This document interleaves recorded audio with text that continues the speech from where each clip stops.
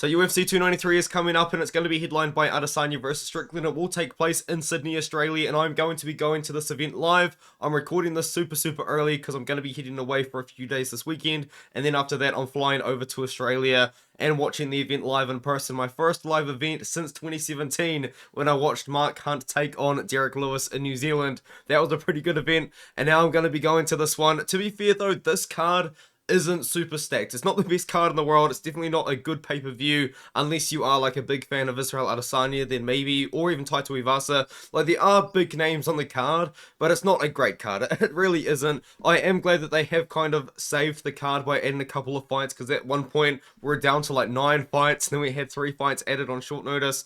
I'll talk about those when we get to them, and one of them is Kevin Jousset taking on Kiefer Crosbie. Now, Kevin Jousset is a city kickboxing guy. He is from France. I believe he was born in France, but he trains in city kickboxing. City fights out of Australia. I'm pretty sure he trains at city kickboxing at the moment and has done for the last while or so, but he does fight in Australia. He does fight for Hex Fight Series. He's fought for Eternal MMA as well, where he fought Caleb Rideout, and also someone that everybody should know in Jack Della Maddalena as well. Kiefer Crosbie is an interesting signing, but I actually do think it's a pretty smart signing by the UFC. Recently, the UFC signed a lot of Irish fighters because I believe they're going to be going back to Ireland. I mean, now we've got Gary and Conor McGregor. Now we've got Kiefer Crosbie. Callum Loughran was just signed recently. They're going to be signing more Irish fighters in the future. Sean O'Bannon, just to name a few. But Kiefer Crosbie, he had a run in Bellator. It wasn't the most successful. He did lose to Charlie Leary, and that loss has aged pretty badly. And he lost to Georgi Karakanyan as well. In this matchup, I mean, Kevin Jousset,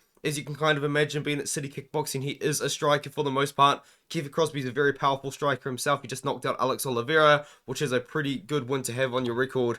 And if I do bring up fightodds.io, which I should have prepared earlier, but because I'm super unorganized, you can see that Kevin Jousset is minus 130 and Kiefer Crosbie is about plus 110. That's kind of what I expected. Pretty close odds. I'm going to go with Kevin Jousset. Low confidence pick. I think he wins by decision as well, kind of like everybody else. But I do think that Kevin Jousset can outstrike Kiefer Crosbie across 3 rounds. I think if Kiefer Crosbie wins, he's going to have to hit Kevin Jousset with something to knock him out. So I'm going to go Jousset by decision in this matchup. Now we can move on to Nasrat Haqparast taking on Landon Quinones. I mean, I think this is a pretty good matchup for Nasrat Haqparast. He is minus 400 though. Do I like Haqparast at minus 400? Not necessarily. I think the odds might be a little bit too wide. You get plus 300 on Landon Quinones. Quinones looked really bad on the Ultimate Fighter. I mean, he lost to, I believe, Jason Knight by submission in round number 1 when he went for a takedown, which was just a little bit silly, really. But he is a good striker. He's a powerful striker. Got a lot of good knockouts over decent competitions throughout his whole career. He's never really fought anyone where you would go, oh, wow, that's like a really bad opponent, I guess, early on in his career. But at that point, he would have been like 2-1. So you can't really blame him for getting a little bit more experience. He's taking on Nasrat Haqparast. Nasrat Haqparast is a striker. He's a little bit of a brawler, kind of more of a boxer on the feet, but he can go for takedowns. But he doesn't go for them often, but he doesn't get them often either. I believe he's got like a 35% takedown accuracy, and he gets like 0.35 takedowns per 15 minutes, but he still gets them, and he actually got 2 of them against John Makdessi. And I think actually going to the wrestling against Landon Quinones would be a smart idea. Now, Nasrat Haqparast, he did have that losing streak, but to Dan Hooker, who's quite good at fighting, and Bobby Green, who's also quite good at fighting, so not really losses that you can blame Nasrat Haqparast for too much. I think that he does go out there. I think he can out-wrestle Landon Quinones. I think he can even outstrike Landon Quinones as well, but I just think that the wrestling is the safest and easiest option for Nasrat Haqparast if he chooses to take it. I'm picking Haqparast. He's minus 400. I think he wins by decision. Probably not really worth it, in my opinion. Now we've got Jamie Mullarkey taking on John Makdessi. I'm pretty confident Jamie Mullarkey gets it done. I think the odds are somewhat close though, because Jamie Mullarkey is minus 180. John Makdessi is plus 150. Mullarkey is coming off that knockout loss, and he lost by knockout recently. He got knocked out about 2.5 months ago, and it was by Muhammad Naimov, who took him on short notice. I was watching tape on Muhammad Naimov, and I really thought that we were going to see Jamie Mullarkey go out there and beat Naimov.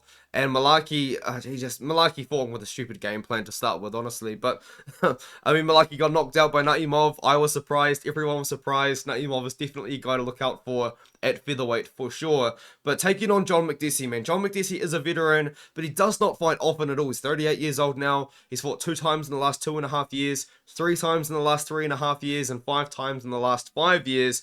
And, you know, like he beat Jesus Pinedo, and that's a very well-aging win, isn't it, at this point? But he beat Ignacio Bahamondes in a very good veteran performance, and then he lost to Nasrat Haqparast in a fight which he was taken down twice in. And as I said, Nasrat Haqparast doesn't have the best offensive wrestling. He doesn't have good takedown accuracy, and he was able to get Makdessi down twice.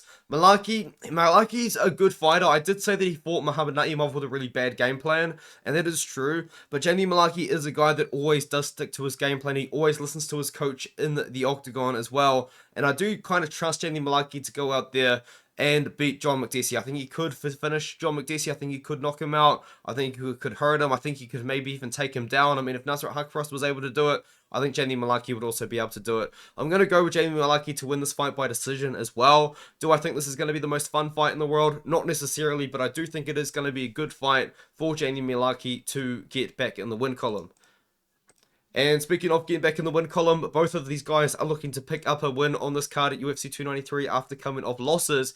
Now, Shane Young is coming off a few more losses than Gabriel Miranda. He's on a 3-fight losing streak. I'm going to be honest with you guys, after he lost to Blake Builder, I thought that we're going to lose him. I thought Shane Young was going to get cut, and I guess maybe they just didn't want to lose Shane Young because they had billboards where I live in New Zealand, billboards of Shane Young advertising his fight for UFC 284, and then but there was a lot of controversy about them apparently not promoting UFC 284, and they were promoting Power Slap instead. Trust me, they were posting like 35 posts a day for 284. It was absolutely ridiculous, and they had Shane Young billboards up in the city I live in New Zealand. If you can believe it, I got photos. It was absolutely crazy. But anyway, in this matchup though, I thought that I was going to pick Shane Young as an underdog. Now, I didn't think that he should be an underdog because I do genuinely believe that Shane Young does go out there and win this fight. But if you do look at the odds, they did surprise me a little bit because Shane Young is minus 170, Gabriel Miranda is plus 145. I thought that maybe people were going to favor a little bit in Miranda. But the thing is, though, the reason why I'm picking Shane Young is I can trust him so much more than Gabriel Miranda. Now, does Gabriel Miranda look like a man that you can trust with your money? I didn't think so. And also, on top of that, look at this guy's record, man. It is sketchy. He's been fighting for this promotion, Face the Danger. And if you open up the Face the Danger events and you open up their Tapology, it says that this whole promotion has been flagged due to a pattern of record padding and mismatches, and you can see he is 7-0 in this sketchy promotion. He went 2-1 in Brave. We did fight a couple of decent guys, to be fair, but I mean, he's just fighting people that aren't very good. And every time he's ever taken on anyone with any sort of skill whatsoever, he's lost. I mean, Gabriel Miranda is a guy that I cannot trust whatsoever. He took on Benoit Saint Denis. I'm still surprised that Benoit Saint Denis wasn't able to finish him in the first round, but Gabriel Miranda is a tough dude. He took a lot of damage in that fight. But I think Shane Young can outstrike Gabriel Miranda. I think Shane Young can defend the takedowns against Gabriel Miranda because Miranda is a grappler. That's kind of all he's got. Can he out-grapple Shane Young? Can he submit Shane Young? Yes, I think he could, but I don't think he does. I do think Shane Young defends the takedowns and outstrikes him for 3 rounds. I think, once again, probably not the most exciting fight in the world, but, I mean, Gabriel Miranda's a tough dude. Even if Shane Young lands with some beautiful shots onto him, I think that Gabriel Miranda can still take them because he's a tough guy. But, my goodness, I can't trust this guy. His record is sketchy. His record's padded. I don't think he's that great in general either. Do I think Shane Young is the best in the world? Definitely not. I don't rank Shane Young too highly myself either, but I do think that he does come back with a win over Gabriel Miranda in this matchup. Now we can move on to Blood Diamond taking on Charlie Radtke. A very interesting fight.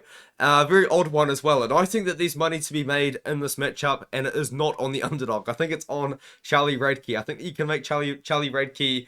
I think you can make money betting on Charlie Radtke in this matchup, and the reason is the odds are they're a little bit interesting to me, you know, because if you look at the odds here, Charlie Radtke is minus 250, and Mike Mathetha or Blood Diamond is plus 200. But the thing is, though, Charlie Radtke, when he took on Raheem Forrest, and Raheem Forrest was 6-0, then I had 22 bet at the time, and I was betting on Raheem Forrest as an underdog in that matchup, and Charlie Radtke closed like minus 250, minus 300, and Raheem Forrest would go out there and beat Blood Diamond. I'm pretty confident in that. Charlie Radtke was able to submit him in the very first rounds. Good signing by the UFC, I feel. Like, I know that Radtke is a little bit older, but Radtke is a good fighter, and I think he does beat Blood Diamond.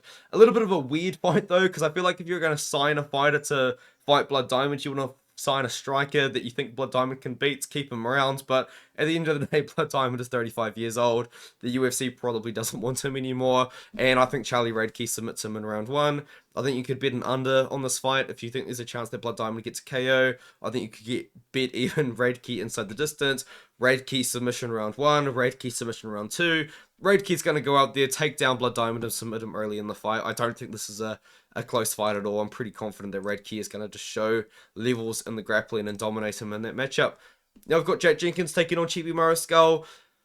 A little bit of a hot take, a little bit of a unpopular opinion here, but I do think that Jack Jenkins is a little bit overrated, man. Like, everyone's on this Jack Jenkins train, and I don't necessarily see it. Now, I am a fan of Jack Jenkins. I do want Jack Jenkins to succeed, but man, people are hyping him up, man. People are getting behind Jack Jenkins. When I predicted his fight against Freddie Emiliano Linares, I did say he is better than Freddie Emiliano Linares everywhere. He was better on the feet, he was a better wrestler and a better grappler. That was a mismatch, and Jack Jenkins made it look so.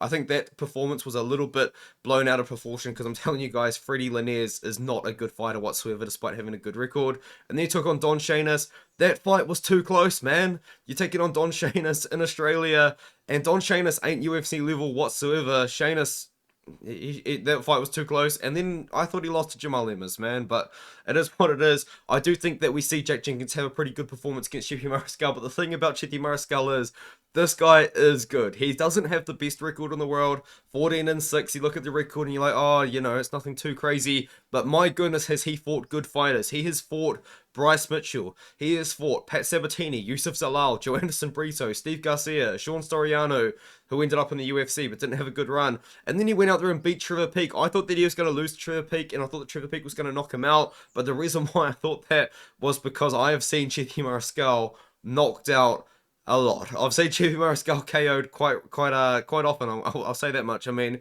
he got knocked out by Joe Anderson Brito, and I do still maintain the fact that I think this is the most brutal knockout loss I have ever seen, because Chepe Mariscal did not recover very well whatsoever. It was absolutely insane, and I cannot believe he come back 4 months later and won. Like, that is crazy to me.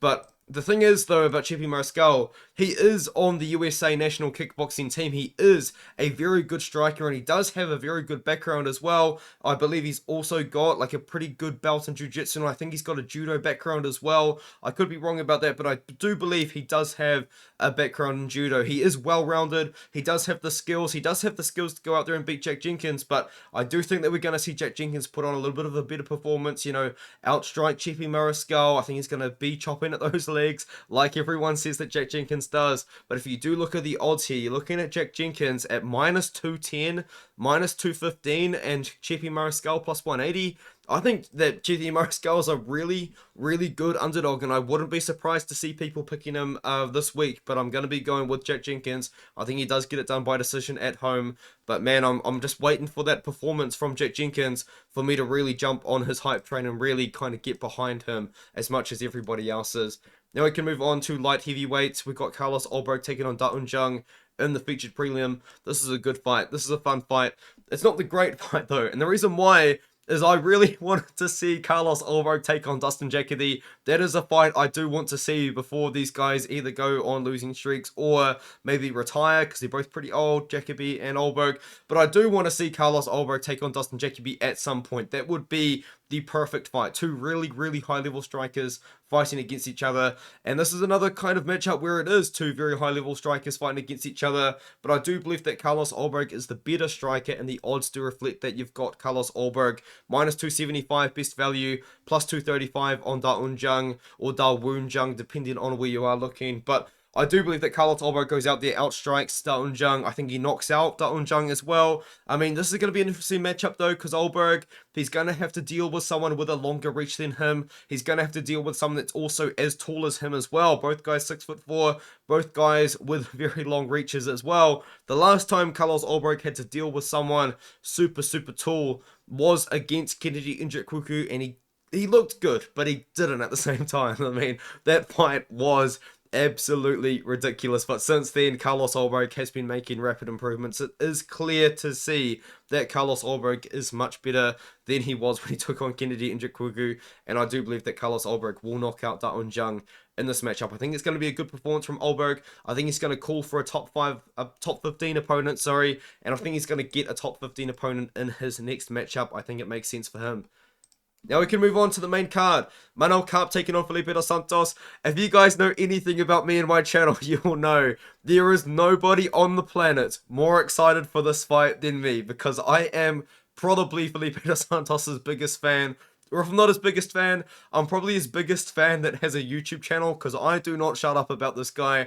Every time I have an opportunity to talk about Felipe dos Santos, I talk about him. I talk about his fight against Hugo Paiva all the time. If you haven't seen it, you need to watch it. Felipe dos Santos is so fun. If you're a fan of Charles Oliveira, you'll be a fan of Felipe dos Santos, because Felipe dos Santos fights like Charles Oliveira, because he fights at shooter box. He's a Charles Oliveira clone at 125, but more aggressive on the feet. It is unbelievable. When this guy fights on the feet, not a second goes by without him throwing a strike. It is insane. And he doesn't just kind of throw standard strikes. I guess you could say he's throwing spinning kicks. He's throwing jumping knees. He's doing everything, man. And like, I'm getting so excited to pick Manel Kape. But the problem is, I'm really worried that Felipe dos Santos is going to see this, because Felipe dos Santos actually messaged me yesterday. It was crazy. Like, messaged me, I was like, thank you for the support. And I was like, oh my goodness, someone has told him, or someone maybe from Shooter Box or something has seen me talking about this guy and talking about how much I love his fights. And he's obviously sent me a message. But I do think Manel Kape wins this one here. Felipe dos Santos was meant to be on Dana White's Contender Series last week, and that fight fell out because his opponent couldn't make weight. I think his opponent was gonna weigh in at like 135 for a 125-pound fight, which is weird because his opponent was like 5'3", wasn't big for the weight class at all, in my opinion. And Felipe dos Santos is huge for the weight class. He's 5'7", which isn't that tall, but he's a well-built 5'7" for the weight class. And my goodness, does this guy have cardio for days? But the thing is, though, Manel Kape is so much more proven. He's fought the so much better competition. He's so much more experienced, and he is in my opinion, a championship level fighter at this weight class. And Felipe dos Santos is a guy that I think is going to have so many fun fights in the UFC. But I think that he is going to take time to develop to become the Charles Oliveira of 125, or even like as a kind of a stretch, like maybe even like the Daniel Santos of 135. You guys kind of know what I mean. I do think that Felipe dos Santos can have a great career in the UFC. He's going to have a fun career in the UFC, but this fight against Manel Kape, I think it's too much too soon. Manel Kape, though, if you do look at the odds, only minus 340 on Bet Online, and Felipe dos Santos is plus 280. That is the bookies respecting Felipe dos Santos, because one thing I will tell you about Felipe dos Santos is, if he wins this fight, honestly, I wouldn't even be that surprised. But the thing is, if he lost to someone like at the very bottom of the rankings, once again, I wouldn't be that surprised. The way that Felipe dos Santos fights, because he's so overly aggressive, he could beat anyone on any given day, but he could lose to anyone on any given day. He leaves himself pretty open. He's so over aggressive, man. It does get him caught in some situations. But I think Manel Kape does win in this fight. I don't think Manel Kape probably wins by a second round KO. But I think however long this fight is gonna last, Felipe dos Santos is gonna make it fun, and it's gonna be a good fight, man. I'm telling you guys, this is a fight to look forward to. I know a lot of people are probably a little bit bummed that we lost Haqparast versus Manel Kape. So am I. But I'm telling you guys, this is a good fight, and even if the fight doesn't last that long, trust me, Felipe dos Santos is gonna be everyone's favorite fighter in the UFC in a few years' time, if he can keep winning, if he can keep rolling on. I love Felipe dos Santos. I hope that he has a good performance and really lets the people know that he is the real deal. But I'm going to be going with Manel Kape in this matchup. But I do want you guys to know, I'm a Felipe dos Santos fan, if you didn't pick it up. But now we can move on. Tyson Pedro taking on the Pleasure Man, Anton Turkalj. I think Anton Turkalj is one of those fighters, man. I think he's overhated, man. I don't know why people don't like Anton Turkalj. He is the best nickname in the UFC, the Pleasure Man. It's just fantastic. You know, he's kind of got everything going for him. He's kind of funny in interviews. He kind of comes off as a little bit brash, as a little bit cocky, I guess. But he's funny. Like, I think that the Pleasure Man is a good fighter as well. I don't know why people don't like him. It doesn't make sense to me whatsoever. And even then as well, I mean, a lot of people respect people for taking short notice fights, and he took on Jailton Almeida, and no one gives him the credit for doing that. And to talk about that matchup, yes, Jailton Almeida dominated that fight. He did. But the thing is about that fight, though, you could still tell that Anton Turkalj did have good grappling defense, and I think that although he did get dominated, he didn't look terrible. And then he took on Vitor Petrino, and that was just it, it was a fight, that's for sure. I think it got fight of the night. It was a great fight, but it was also a terrible fight simultaneously. The fight IQ from both guys was truly on display. But to be honest, the Vitor Petrino getting takedowns shocked me so much. But now it turns out that Vitor Petrino has just become a wrestler out of nowhere, because I'm telling you guys, before Dana White's Contender Series and before the UFC, Vitor Petrino was just knocking everybody out, and he was a pure striker, but now he's just become a wrestler. It's kind of crazy what Vitor Petrino is getting up to these days. But anyway, the Pleasure Man is taking on Tyson Pedro, and I do believe that the Pleasure Man is going to pleasure Tyson Pedro. And anyway, I think that Anton Turkalj beats Tyson Pedro. I'll leave it at that. Tyson Pedro, I know that I believe he come out and he said that he was sick or something was wrong with him in the Modestas Bukauskas fight, but he looked really, really bad in that performance, man. And I know that he did knock out Harry Hunsucker, but that's Harry Hunsucker. Harry Hunsucker got knocked out by every Samoan on the roster. Ike Villanueva as well just is not UFC level, never was UFC level. I mean, Chase Sherman knocked out Ike Villanueva. Of course, Tyson Pedro did it in his return. I mean, I think that Anton Turkalj can win this fight. I know Tyson Pedro is a grappler, but the thing is, Tyson Pedro, every single win of his is in the first round, and I don't think he can finish Anton Turkalj in the first round.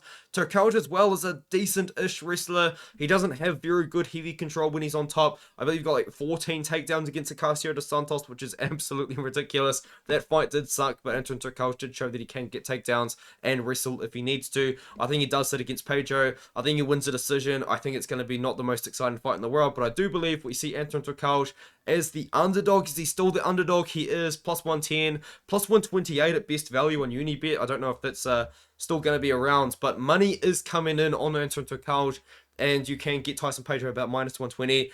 I'm telling you guys, like, Anton Turkalj was like plus 150, I believe, at one point. Now, money is pouring in on Turkalj. I think people are just fading Pedro, but I do like Anton Turkalj. I think he's an underrated fighter. I think he's overhated. I think Turkalj is one of the funniest fighters in the roster. I think he's hilarious. Now we can move on to Justin Tafa taking on Austen Lane.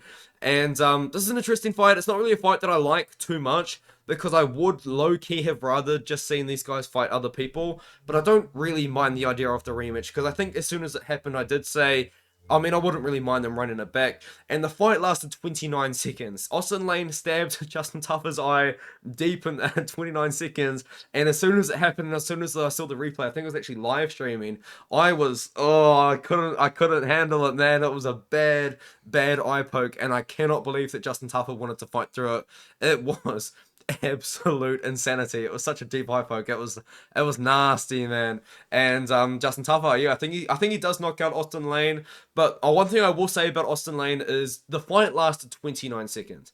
And I know you might think you can't tell a lot from 29 seconds, because you can't really, but he did look much improved in that fight. He looked like a pretty capable heavyweight. He was really tall, obviously 6'6" and 80-inch reach. He was throwing body kicks. He was kind of moving around. He was looking like a pretty athletic and good heavyweight. And athletic heavyweights don't come around too much. I mean, if you look at Dana White's Contender Series, the heavyweights that are getting signed, they're not the most athletic boys in the world. But Justin Tafa, he's a big boy. He can throw bombs. I think he catches Austen Lane. Austen Lane is a wrestler. He can wrestle, and he is a good wrestler as well. But the thing is, when he does fight, or in the past, maybe he has cleaned this up in the 9 months that he had off between his Dana White's Contender Series fight and his first fight with Tafa, that he can catch himself napping in the middle of the exchanges. The thing is, what I'm trying to say is, when Austen Lane enters the pocket and he throws his combination, he will fall asleep in the pocket, and he will stay in the pocket for way too long, leaving an opportunity for a counter. And the thing is, Justin Tafa is a fantastic counter striker. He made the read on Parker Porter when he knocked him out. He's going to be training with his brother, Junior Tafa, and Junior Tafa former top 10 glory kickboxer at heavyweight. I mean, a very legitimate striker there. Justin Tafa, a very legitimate striker himself. I think we see Justin Tafa knock out Austen Lane in round number 1. But I'm going to be honest, 29 seconds is all we got. I mean, who knows? Maybe Lane could get something done. You're getting Tafa at minus 250. I think it's a pretty taxed line. I wouldn't play that line myself unless you're just going to prop up round props on Justin Tafa, round 1 KO, round 2 KO. I think that Tafa gets it done by knockout, though. Now we can move on to Tuivasa versus Alexander Volkov. Almost a similar matchup in a way to Tuivasa versus Ciryl Gane. I guess like some people might agree with that, some people might disagree with it. But for the most part, what it is going to be is Tuivasa trying to bomb forward, trying to get into the clinch, trying to land his big shots that he is known for. And he's going to try and knock out Alexander Volkov in round number 1. And I think that Alexander Volkov is going to stay out of it, man. Alexander Volkov is 6'7" with an 80-inch reach. He's going to be much taller, a little bit bigger than Tuivasa as well, and I think that he is going to be fast enough to kind of stay out of the way of what Tuivasa is going to be throwing at him. And I think that Volkov, with the way that he does strike, he does like to keep his opponents at the end of his range, and this is exactly why I picked Ciryl Gane to defeat Tuivasa. Now, I do understand that Ciryl Gane was like minus 400 in that fight or something like that, but I think that in this one, again, I think we see Volkov go out there and outstrike Tuivasa. Alexander Volkov is minus 200. Tuivasa is plus 180. Tuivasa, though, one thing about him, though, is I think he does have an underrated clinch game. He is very strong in the clinch. He does kind of bomb away, close up, and then get in the clinch, and then bomb away again. Volkov can get caught. I can see Volkov getting caught. I can see Tuivasa knocking him out. But Volkov can do everything now. He's had 46 pro fights. He's still pretty young. I think Volkov, you know, if he beats Tuivasa, he's probably one fight away from a title shot. Let's be realistic. So I think that we see Volkov wins this fight. I think he's going to keep Tuivasa at the end of his shots, keep him at the end of his range, and we're going to see him defeat Tuivasa in this matchup. Now we can move on to the main event. My voice is starting to get real sore. If you guys didn't know, I am sick. I have been sick all week. But now let's talk about Israel Adesanya versus Sean Strickland. I do believe that Israel Adesanya is going to dominate Sean Strickland here. But I'm actually going to pick Israel Adesanya to win by decision. And the reason why is I've picked Israel Adesanya to win by KO so many times. And one thing about Israel Adesanya, he is so reliable at disappointing you. Because I've been saying, man, when the fight against Jared Cannonier rolled around, I was like, man, people are getting off Adesanya. He's having these boring performances. He's having these close fights. People don't really have the same sort of excitement for an Adesanya fight they used to. He's going to knock out Jared Cannonier. He's going to get that excitement back. And he couldn't do it. I was like, when he took on Robert Whittaker, I said, he knocked him out the first time. People are getting bored of Israel Adesanya's performances. He's going to knock out Robert Whittaker. Took him to a decision, a close decision that some people think Whittaker may have won. Took on Marvin Vettori. Israel Adesanya is so much better than Marvin Vettori. Marvin Vettori sucks compared to Israel Adesanya. Adesanya's going to knock him out. And guess what happens? Adesanya doesn't knock him out. He did knock out Alex Pereira though, which was great. Made it a 1-3 in the quadrilogy that they have. He lost to Alex Pereira in a fight that I will say people overrate how far ahead Israel Adesanya was in that fight, because that really could have been 2-2 going into the fifth if Alex Pereira didn't get caught hurt in the second round. That was a close fight, very technical fight against Alex Pereira and Adesanya. And the second one, I thought that Alex Pereira was looking better than he did in the first fight, but then he got way too over-aggressive, made a massive mistake against Adesanya. Adesanya, in his own words, closed his eyes and threw and caught Alex Pereira cold, knocked him out clean. Very good win from Israel Adesanya. But the thing about this fight, though, is we're not excited for the fight. We're excited for the press conference. The press conference is the main event of the main event. We kind of all know that Israel Adesanya is going to beat Sean Strickland. Sean Strickland, you know, he could wrestle. He should wrestle. I mean, even if he does go out there with a wrestling game plan, I don't know if he can beat Izzy, but it is definitely an easier path to victory than striking with him, which is what I think he is going to do. I think Sean Strickland's going to go out there and strike with Israel Adesanya and maybe look a little bit silly doing it, because it's not like he's taking on Abus Magomedov, who has 2 minutes of cardio. He's taking on Israel Adesanya, who has gone 5 rounds consistently. But we are here for the press conference. Press conference is going to be legendary. I'm going to be honest with you guys. I mean, it's pretty public information at this point. I'm not the biggest Israel Adesanya fan. I used to be a fan of his, but man, I've just kind of really come off him at the moment. I find his personality to be just so unlikable. I just think he just is, in my opinion, a very unlikable person. He's done very questionable things. He's said very questionable things, especially what he said about Robert Whittaker. I know he apologized, but I think it's kind of because he realized how ironic he was being with the Drake Super situation as well. But anyway, I think Sean Strickland's going to go out here. The worry is, though, I think Sean Strickland's going to dig to the Chinese champion well too much, you know, because I think that, I think Sean Strickland, I think there's better ammunition than the Chinese champion that you can use against Izzy, but, I mean, we'll see, we'll see. The press conference is going to be legendary. I'm going to be trying to be there. When Felipe dos Santos gets asked a question, listen in for someone to yell, like, let's go, Felipe, just super loud, because I guarantee no one at the press conference in the crowd is going to know who Felipe dos Santos is, and I'm going to be screaming my lungs out. If you hear someone going crazy for Felipe, it's me. But yeah, I'll post on my Instagram or my Twitter if I'm at the press conference, because maybe I won't, because I am going over with my family, and maybe my family will have plans for the day and we won't go, but who knows. I will be there. I'll be screaming my heart out for Felipe dos Santos. I'll probably cheer along Sean Strickland as well, because I think Sean Strickland will get booed. Yeah, I'm gonna go crazy. I don't live in Australia. I mean, these guys will never see me again. I'm gonna be going absolutely wild in the crowd for Felipe dos Santos and probably Sean Strickland, because if Sean Strickland's getting booed, I'm gonna be that one guy cheering for him, dude. I don't know. It's gonna be a good time. Let me know what you think in the comments below. I think Adesanya wins this fight. Did I talk about the odds? -450 best value. I don't even think that those odds probably even exist anymore, because if you actually look at my proper view, it's -650, -600. Sean Strickland +425, +465. I mean, I think if Strickland wins, he's going to have to wrestle Adesanya, maybe get on top, work for a submission. But does Sean Strickland actually have that many submissions in his career?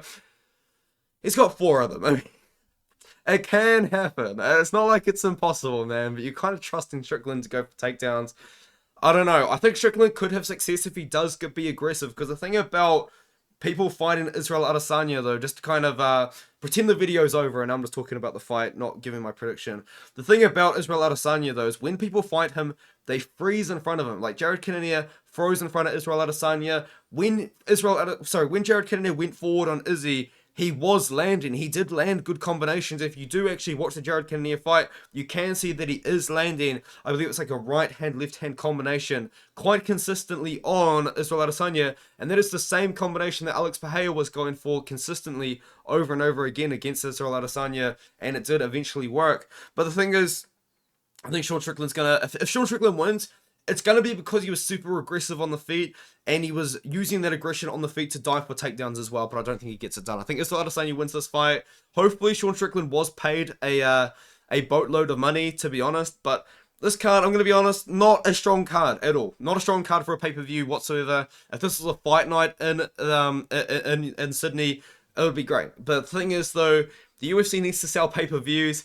Is this main card going to sell pay-per-views? Not really. I mean, like, you're really relying on Tuivasa's name and Israel Adesanya's name and the press conference. I mean, the press conference could do all the work for the UFC. I think if Sean Strickland boosts the pay-per-view buys, I think that the UFC is going to have a lot to thank Sean Strickland for, but I'm going to go with Israel Adesanya to win the matchup. Let me know what you think in the comments below. I kind of made this a little bit fast because I'm sick. I didn't want to talk for about 40 or 50 minutes. But yeah, I'm going to be doing Dana White's Contender Series predictions this week. Actually going to record it straight after this, but I'll probably have some water because I want to cough. But anyway, I'll see you guys in the next one. I will be at this event. I'll be posting on my story on Instagram. I'll be probably tweeting. I don't even know. I don't really use Twitter that much. I don't really like Twitter, but I'll see you guys in the next one.